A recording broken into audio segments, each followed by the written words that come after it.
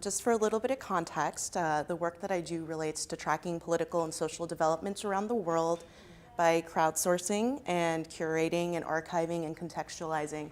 And by doing this, what we've realized is that a lot of the world is actually disconnected, as you can see by the red X. There's a lot of noise across the internet especially, and my work actually began after Iran's 2009 contested election when people started using YouTube for more than cat videos. Previous to that, I just Googled panda all the time, and then all of a sudden, there were these really graphic videos of people protesting in the streets, and they were getting attention. And when Neda Agha Sultan was killed by a sniper, even President Obama commented on it. But then Michael Jackson died, and everyone forgot that this was happening. So the problem is twofold. One is that there's now an oversaturation of all this footage coming out from all over the world. And while it's powerful, it's getting lost either because there's just so much of it or because we rely so heavily on the mainstream media to amplify these voices. So what's happening is it's creating a lot of cynicism among the global population, and it creates a lot of apathy, which really in effect restricts the amount of value that can be derived from all of this like amazing footage that's coming out.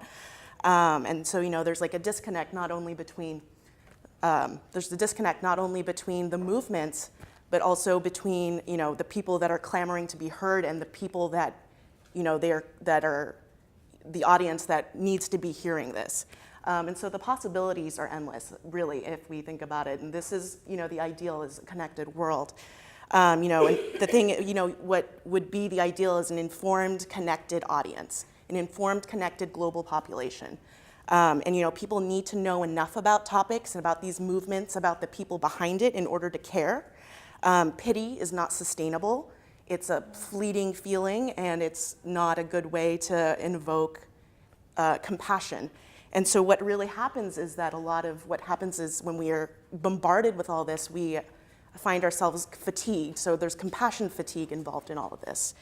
And so we use education to kind of move towards that noise reduction, to kind of narrow the focus and really digest and contextualize what's happening for a lot of people. The means. So moving towards that ideal, how do we hit that? How do we, what are the means towards that? And while I was Googling a lot of the transformational change, I came across an academic named Angel Kyoto Williams who said that suffering cannot be alleviated by instigating suffering. So it's really, really unfair for us to stick graphic footage in front of someone and say care because there's a massacre on there's a massacre on YouTube and you need to watch it and you need to care. You can't really play to the motions like that. It really alienates the global community. So using education to engage people is, the first step. Contextualizing is the first step. You want to kind of look and see, can we change people's way of thinking if they better understand it? Can we play to a larger range of sustainable emotions, not just pity, not just I feel bad for a second, and then I'm going to go watch another YouTube video that's about a cat. And so all of this we hope kind of moves towards informed advocacy. And informed advocacy means you're making informed decisions. And Syria is a really good example where all of a sudden the US is considering intervention and Obama's going to Congress and saying, well, you guys get to decide. And those are the people that we voted into office.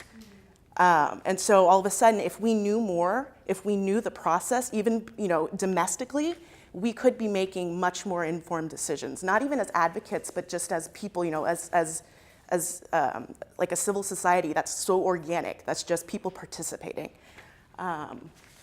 Back to engagement, please. So engagement, that's where I think, there's like the blockage. So you can educate people all you want, but the next step has to be engagement. You have to create these dynamic interactions between people. You have to collaborate across the board. It can't just be, somebody in Syria has uploaded a video and then somebody in the US has watched it. What's the connection between that? We have to recognize that there's an interdependence and that even across the internet that there's an ecosystem that we need to harness better.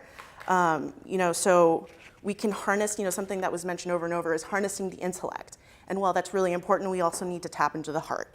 But in a sustainable way, not in a way that tugs at heartstrings, not in a way that makes people feel bad and pity and then move on.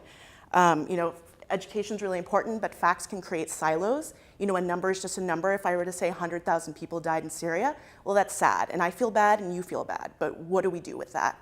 And that's where engagement comes in, and that's kind of, we have to figure out what the human component is between all of that. Identifying a common struggle and sort of acting to that. And so sustainability, I think, is really, really big. What you will see here is, you know, you see common struggles, and this is what I think that we need to move towards, is finding this. So people in Turkey supporting Sao Paulo, people in Sao Paulo supporting in the protests in Turkey. And then what I thought was very powerful, I don't know if you can see this, but the Syrians, after the Boston bombings, they made this banner like the day of, and they said, you know, we're really sorry, and this is what we face daily. And then you have the people in Boston saying, thank you for their condolences, we wish you peace. This is sustainable engagement. This is people finding a common identity and a common purpose and identifying their common struggles and moving towards that human component, where we're not only are we aware, but we are connecting in a level that's much deeper and much more sustainable than simply like, you know, we read a news article about what happened in Boston, we don't really connect it with what's happening anywhere else. Or we read what's happening in Syria and we don't connect it. I mean, if people are finding connections, if the movements are finding connections between each other, I think that's the first step. So that's my transformation.